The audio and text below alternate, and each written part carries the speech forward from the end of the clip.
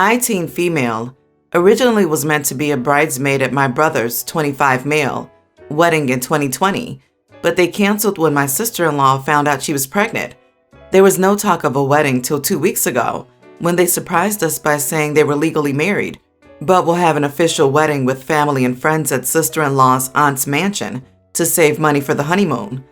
I was excited, even thought sister-in-law was going to ask me to be maid of honor when she and my sister, 25 female, asked to talk to me alone. Well, no, I wasn't maid of honor or even invited, apparently. The aunt said kids weren't allowed at her mansion, but she'd allow my sister's daughter, the flower girl, and my brother's baby to be at the ceremony for 20 minutes so they could take pictures. Then they had to leave where she'd shut down the wedding. They explained since it's a child-free wedding, and I was technically a child, LOL, I wouldn't be allowed to attend anyway.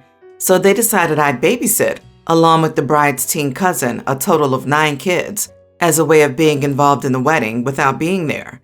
My sister-in-law had the nerve to tell me she'd even count it as a wedding gift if I would take a few days off school to babysit while she's on her honeymoon.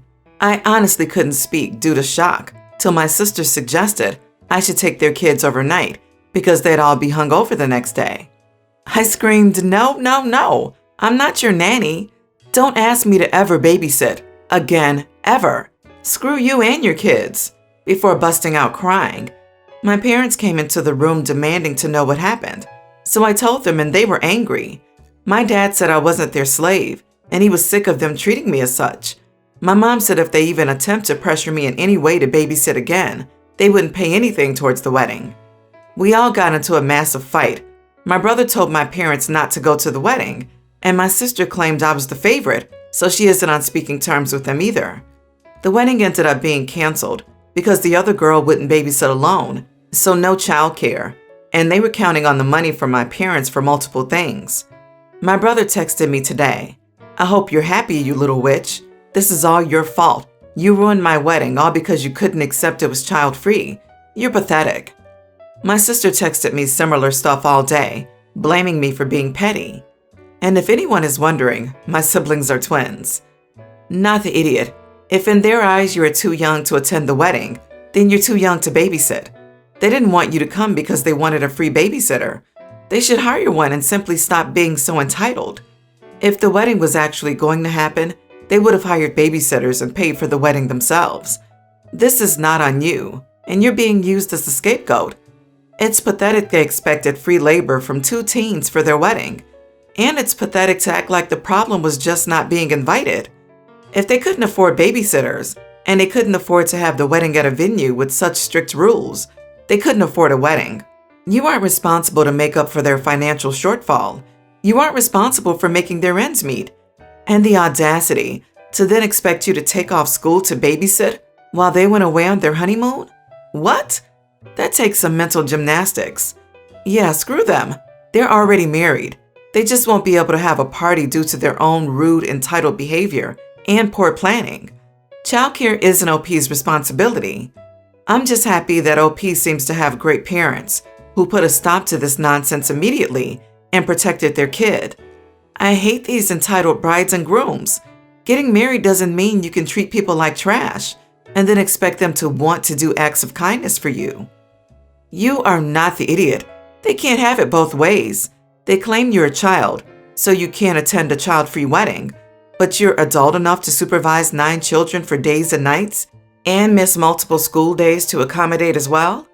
Child-free weddings generally mean 12 and under, unless it's a venue that has an age restriction for insurance or legal purposes.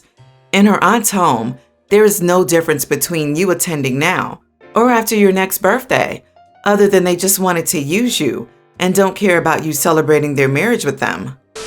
So I, 19 female, and my cousin, 22 male, were hanging out last Friday. We were just chatting away while eating some nachos. I bring up how you can fit a light bulb into your mouth, but you can't take it out. He just says, "Huh?" And we continue talking. Well, I guess he didn't believe me because he tried it Tuesday night. From what I could gather from his story, he started yelling, and his mother, my aunt, 64, came upstairs to check on him. She took him to the ER when she saw that there wasn't a way to get it out. I'm not sure how, but they removed it without hurting him. He called me up yesterday and he was angry. He said if I didn't say anything, he wouldn't have tried it. I thought that was total BS and started arguing back that he made a stupid decision, which wasn't on me. My aunt was in the same room and he gave her the phone to talk to me. She explained that it might have been his decision, but I still opened the door for it to happen. She compared it to someone leaving meds on the counter and how it's both the person who laid the meds down and the person who used it. The analogy made sense, and I feel guilty now. However, I'm still torn on whether I'm an idiot or not. I feel like I'm just stubborn, and I'm not sure what to think. Any insight would be greatly appreciated. Not the idiot. It's surprising your cousin has survived this long, and that's the dumbest analogy I've ever heard. If you leave meds on the counter and someone takes it, it's still 100% their fault. If they were a child, it'd be different, but we're talking about a 22-year-old. He needs to grow up. You didn't force him to do the stupid thing. You just mentioned a cool fact. If you had neglected to mention an inability to get it back out, you would have been. But as you didn't, this is all him. Not the idiot. Sorry, but this story made me laugh hard. He's a grown man. I was half expecting you to tell me it was a cousin under 10. Don't feel bad just because your cousin is an idiot and his mom thinks the sun shines out his butt. Next time it's brought up, say, if I told you it's impossible to survive jumping out of an airplane without a parachute, would you jump out of a plane to try and prove me wrong? He'll likely try to make out that it's not the same, but the principle is, and that'll be why he'll say that. Sweet fancy Moses. What gets me is that OP told a 22-year-old guy exactly why he shouldn't stick a light bulb in his mouth, and his mama is still blaming OP? Yeah, I had to go back and reread the pages here. Your aunt would have a point if he were a toddler or a preschool. This man is older than you. Wow.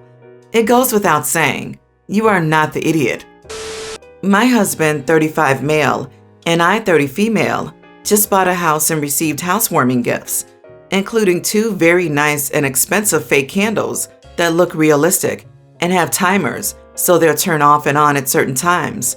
My mom bought us the candles because she knows how much I love real candles, but she also knows my husband won't let me use real candles because he's concerned about fire safety for our house and our dog. Last night I turned the candles on for the first time, and he immediately asked me to turn them off or move them. His reasoning, they looked too much like real candles and they were making him anxious. I relented and we moved the candles out of his line of sight. Later that night, before bed, he turned the candles off. I didn't notice because he went to bed after me. The next day after work, he told me he turned the candles off. I asked him why, and I explained to him that he messed up my timer. He explained that he doesn't like seeing them on when I'm not in the room because he thinks it's a fire. At this point, I asked him if he realized that his stance on these fake candles was a little extreme, and he said he didn't think so. So I pushed back, saying I gave up using real candles for him. Why can't I have fake candles? He pushed back and said that I could use the fake candles, but he doesn't want them to be set on a timer because it makes him too nervous. I pushed back and reminded him that he grew up never using candles and just needs time to get used to them. And I reminded him that a real fire would look and feel and smell different than these 2 fake candles my mom gave us. We reached an impasse in our discussion, and once again I asked him if he at least realized that his position was extreme. He disagreed and said he thinks the use of fake candles isn't a necessity in life, so why do I need them? I explained that life is a dumpster fire and a flood, and sometimes it's just nice to have nice things, like pretty candles on timers. He also explained to me that fire safety is very important. Our new house is in a town that only has a volunteer fire department and no fire hydrants. I agreed but reminded him again that these are fake candles I'm asking to use on a timer. In the end, I asked him if he thought that strangers would side with him or me. He thinks you will all agree with him that prohibiting the use of real candles and limiting the use of fake candles is a reasonable ask. I think you will all agree with me that what he's asking me to do is extreme. What do you think? Not the idiot. Prohibiting the use of real candles is unreasonable. Prohibiting the use of fake candles is downright crazy. Tell him it's time to put on his big boy pants or get into therapy. He's so deep in he doesn't realize how bizarre his behavior is. Not the idiot. Tell him you'll stop using the fake candles if he also accepts that he can't use light bulbs either, because fake candles are effectively just small light bulbs. Like if this were about fire safety, he'd be checking your fire extinguishers regularly and making sure you had regularly placed smoke detectors. He's not. He's just trying to stop you from having something that reminds him of fire. That's not safety. That's neuroticism. Unless your husband has a serious fire-related trauma that you've left out, you are not the idiot. Are you allowed to use anything else with a battery? Because if his worry is something shorting in the fake candle and causing a fire, then I would hate for him to learn about clocks or watches or kids' toys. Also, what about electricity? Does he know about ovens, toasters, microwaves, hair dryer? Update. Am I the idiot for asking my husband to let me use fake candles? He read through the comments. He laughed for a long time reading these comments because he genuinely found it funny, until I point blank asked him not to laugh and to take it more seriously. He said that reading the comments he can see how, yes, he was totally in the wrong, but he didn't think he was being controlling. He just thought he needed more time to get used to the idea of the fake candles. I proceeded to call him out on that nonsense, and we had an hour-long discussion. There was a lot we covered that went beyond just the candle issue, but specifically candles. I asked him if he seriously had some kind of trauma with fire. He said it's probably partially a Japanese thing, because his parents are Japanese and in Japan, people are stricter with fire because of earthquakes. So growing up, his parents didn't allow candles. But then he also admitted to me that he doesn't like the smell of candles, and so that plus the combination of fire safety has made him adamant that I not use candles. He said he didn't think he was controlling and didn't want to be, and he said he would get over the fear of real candles, but does want me to be in the room for them. Then for the fake candles, he said he was just being dumb and I can do whatever I want with them. I asked him why it took hundreds of strangers on the internet to get him to admit he was being ridiculous, because this is not the first time he has disagreed with me and refused to entertain an idea or desire I had, only to be convinced days or weeks later by things he read on the internet or conversations he's had with coworkers. I reminded my husband of the well issue as another time it took the power of a group of other people to convince him, and he told me that the issue is that I don't explain things in a way that makes sense to him, and/or sometimes it just does take him some time to get used to ideas when they're not his own. He wants me to be more accepting of him being reluctant to new ideas and wants me to take more initiative, i.e. do what I want even if he disagrees. That is a challenge for me, so it's something I can work on.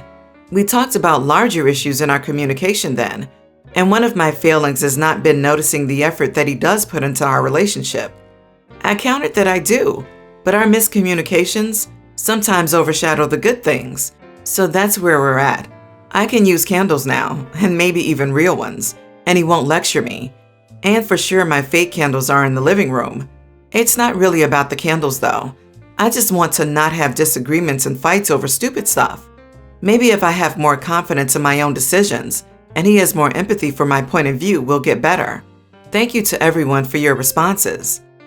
OP, it's not that you don't explain it correctly. It's that he doesn't value your input as much as he does everyone else's.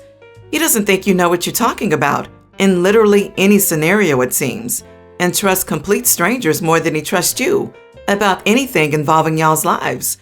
Whenever you say something needs to be done or isn't a big deal, he seems to say, "Aw, that's cute. Now stop talking and let the grown-ups deal with it." I've been there and that sucks. I'm sorry. So this is sadly a more common problem than you and your husband may realize, and a lot of time, it comes from a fundamental sense of dismissal by the partner who refuses to listen. That would not fly in a professional environment among coworkers of equal status. He needs to confront himself with that and ask himself why he is, in effect, relegating you to a lower tier of respect and validity than he would someone he works with. Sure, you may need to work on your ends of the communication spectrum, but he has to meet you halfway. It's not a Japanese thing. That's just him making more excuses. Your husband kinda sucks. Sorry, OP, but sounds like he has a problem of not respecting you enough to actually listen to you and compromise, to the point where he values strangers' opinions more than yours. Most controlling men don't think they're controlling monsters. and most abusers don't think they're being abusive, but actions speak louder than words. His actions speak louder than his words. He's a misogynistic pig on top of being controlling. I, female 18, was born from a product of an affair. My mom was married when she met my dad, and one thing led to another, and she got pregnant. They decided to keep the baby, and I would spend the majority of the time at my dad's and visit my mom every few months.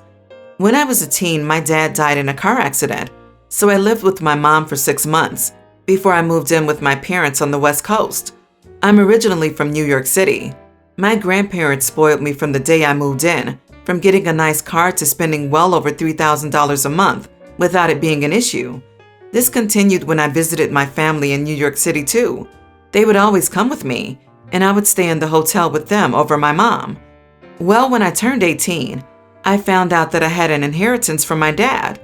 It's a huge amount of money, and I've been meeting with a financial advisor to invest and be able to live off of it for the rest of my life.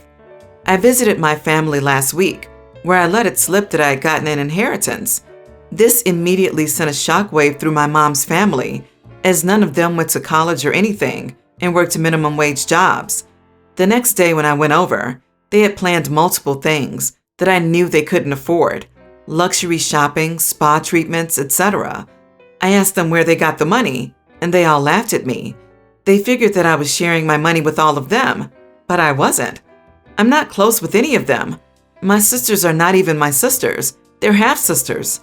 I get my mom nice things, but I don't tend to get them much, as they always left me out and made comments about me being a snob and other things. They blew up on me when I told them I didn't plan to share it, as this is the money I have to live off of. They said that I could change their lives, but I'm greedy. I told them that I would help pay for college, but they didn't want to do that. They sent me texts saying things like, "I already have pretty privilege, and I can get money from my grandparents too." My grandparents supported my decisions based on how they treated me in the past, and that it was my dad's dream for me not to work. So am I the idiot for not sharing it with them? Not the idiot. Please do not give them money for college. Do not give any money to anyone who calls you a snob or tries to guilt trip you into giving them money. If they keep asking, stop talking to them. You're an adult. You can do what you want, and you don't need these leeches in your life. Also, your finance person probably told you this already, but set a budget in advance for how much you want to spend on other people each month/year, so you don't get carried away even with the people you like. Not the idiot. Your mom didn't even raise you. Your dad did. Unless I misunderstood, she didn't become a part of your life until your dad died, and she was fine letting your grandparents finish raising you. Your mom and her family don't even see you as a person. They see you as a bank account. So I'd go low contact with them, at the very least. I do think you should get something special for your grandparents, even if it is just a little vacation trip or something. Make sure they know how much you appreciate what they did for you. You are not the idiot for not sharing your inheritance, so just ignore any of your family's guilt tripping. But I would also urge you not to live a meaningless life with no purpose. Instead, use your inheritance to study to enrich your mind, travel, and try to learn new things. But most importantly, do try to find a job or work of some sort at least a few years down the road, something that you enjoy doing. It's always good to have a backup plan.